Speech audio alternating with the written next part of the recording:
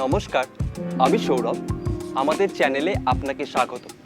এখানে আপনি বিজ্ঞান থেকে জীবজগৎ, শরীর স্বাস্থ্য বিষয়ক নানান রকম শিক্ষামূলক ভিডিও পাবেন। আমাদের উদ্দেশ্য আপনাদের সামনে নানান রকম অজানা তথ্য তুলে ধরা।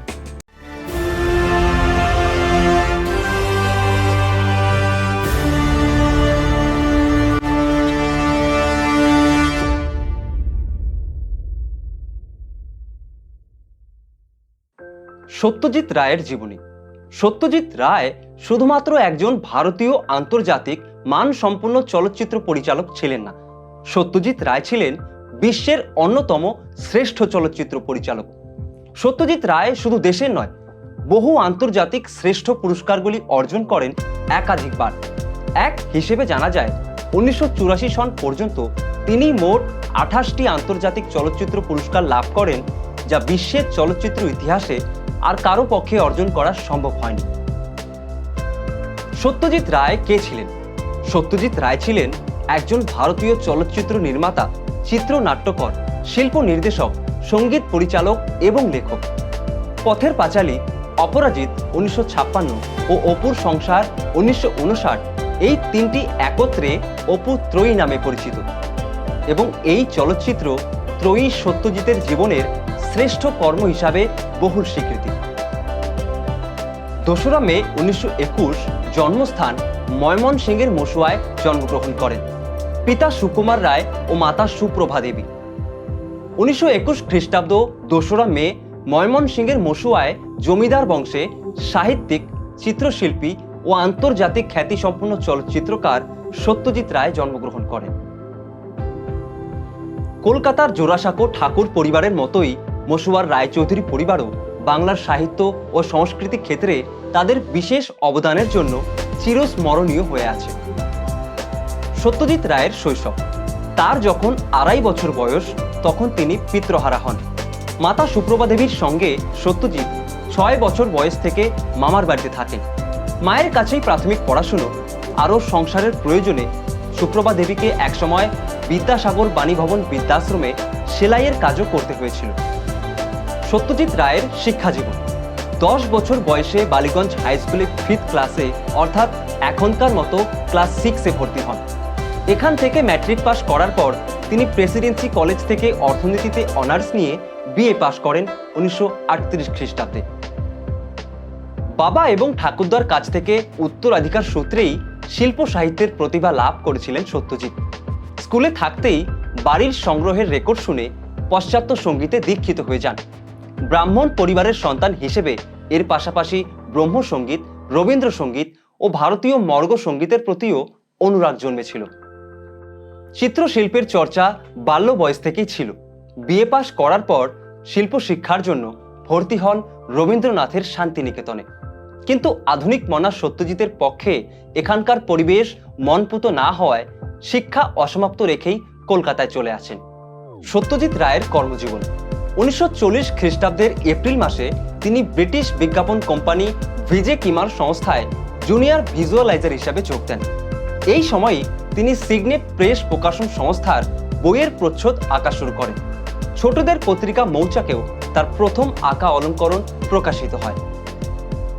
অক্ষর লিপিতেও এই সময় তিনি দক্ষতা অর্জন করেন। পরবর্তীকালে অক্ষর লিপিতে রোমান টাইপ সিরিজ তার বিশেষ অবদান বলে স্বীকৃত হয়। কয়েক বছরের মধ্যেই বিজ্ঞাপন সংস্থার আর্ট ডিরেক্টরের পদে উন্নীত হন। তার প্রথম চলচ্চিত্র পথের পাঁচালীর সাফল্যের পর 1956 খ্রিস্টাব্দে এই চাকরিতে ইস্তফা দেন। সত্যজিৎ রায়ের পথের পাঁচালী 1956 খ্রিস্টাব্দে কান ফিল্ম ফেস্টিভ্যালে বেস্ট হিউম্যান ডকুমেন্ট এর প্রশংসাপত্র লাভ করে। এরপর 1966 খ্রিস্টাব্দ পর্যন্ত পথের পাঁচালী বিশ্বের বিভিন্ন চলচ্চিত্র উৎসবে পুরস্কৃত ও সম্মানিত হয়েছে। এরপর থেকেই চলচ্চিত্রকার সত্যজিতের জয়যাত্রা শুরু হয়। তার পরিচালিত প্রায় সব কয়টি ছবিতেই তার সৃজনশীল প্রতিভার বিস্ময়কর প্রকাশ ঘটেছে। ভারতীয় অন্য কোনো ছবিতে ছিল দুর্লভ। সত্যজিৎ রায়ের চলচ্চিত্র ছবি। বস্তুত সত্যজিৎ ভারতীয় চলচ্চিত্রের গতান্তর ঘটিয়েছে। তার পরিচালিত উল্লেখযোগ্য কয়েকটি ছবি অপরাজিত, অপুর সংসার, জলসাঘর, কাঞ্চনজঙ্ঘা, অভিযান, মহানগর, চারুলতা, শেষ দিককার ঘরে ও বাইরে, অগন্তক, শাখা প্রশাখা প্রভৃতি। 1960 খ্রিস্টাব্দে কবি সুভাষ মুখোপাধ্যায়ের সঙ্গে সত্যজিৎ রায় তার পিতামহ ও পিতার প্রিয় সন্দেশ পত্রিকা নতুন করে প্রকাশন শুরু করেন। সম্পাদনা ও অলঙ্করণের পাশাপাশি নিজেও লেখা শুরু করেন। এভাবেই একে একে সৃষ্টি হয় ফেলুদা, তপসে, জটায়ু, প্রফেসর শঙ্কুর মতো বাঙালি শিশু কিশোরদের কিছু প্রিয় সাহিত্য চরিত্র।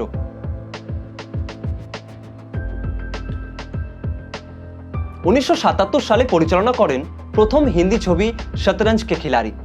তার তৈরি তথ্যচিত্র হল রবীন্দ্রনাথ, সিকিম, সুকুমার রায় প্রভৃতি। 1960 খ্রিস্টাব্দে কবি সুভাষ মুখোপাধ্যায়ের সঙ্গে সত্যজিৎ রায় তার পিতামহ ও পিতার প্রিয় সন্দেশ পত্রিকা নতুন করে প্রকাশন শুরু করেন।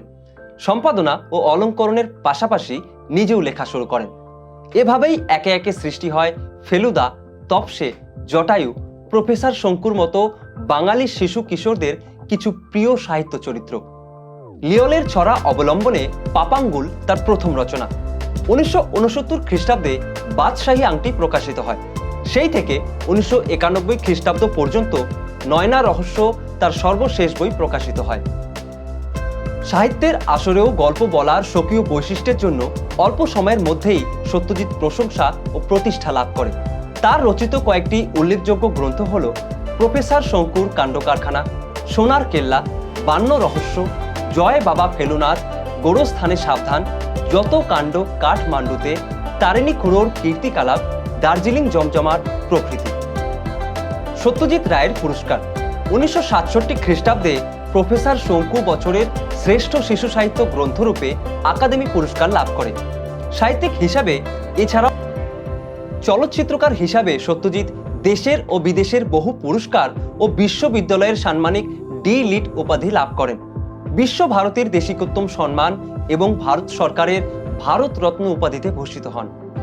ফরাসি প্রেসিডেন্ট সোয়ামিদ কলকাতায় এসে ফ্রান্সের সর্বোচ্চ সম্মান লেজিও দনর এর স্বর্ণ পদক প্রদান করেন। চলচ্চিত্র শিল্পের সর্বোচ্চ পুরস্কার অস্কার লাভ করেন 1992 খ্রিস্টাব্দে। 1992 খ্রিস্টাব্দের 23 এপ্রিল 71 বছর বয়সে প্রখ্যাত সাহিত্যিক, চিত্রশিল্পী, সঙ্গীত পরিচালক ও আন্তর্জাতিক খ্যাতিসম্পন্ন চলচ্চিত্রকার সত্যজিৎ রায় কলকাতায় পরলোক গমন করেন।